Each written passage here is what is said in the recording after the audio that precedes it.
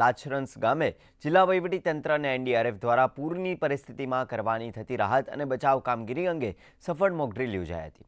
લાછરસ ગામમાં ભારે વરસાદને કારણે નર્મદા નદીના પાણી ભરાઈ જતા ગ્રામજનોએ જિલ્લા આપત્તિ વ્યવસ્થાપનના કંટ્રોલ રૂમમાં કોલ કરી મદદ માંગી હતી। કોલ મળતા જ નગરપાલિકાના ફાયર વિભાગની ટીમ તાત્કાલિક સ્થળ પર પહોંચી બચાવ કામગીરી હાથ ધરી હતી। પોલીસની ટીમે સ્થળ પર પહોંચી નાગરિકોને વાહન મારફતે સલામત સ્થળે ખસેડ્યા હતા। ગામમાં નર્મદા નદી અને વરસાદી પાણી આવી જતા તળાવ પણ છલોછલ ભરાઈ ગયું હતું।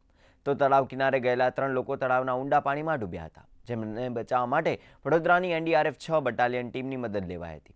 एनडीआरएफની टीम द्वारा तेमने बचावવાની कामगिरी हाथ धरी 2 लोगों सलामत रीते बाहर काढ़ी लेवामां आव्या हता। आज की जो मॉक एक्सरसाइज हुई है फ्लड वाटर रेस्क्यू ऑपरेशन के लिए हुई है, ये 6 एनडीआरएफ वडोदरा की तरफ से आयोजित की गई।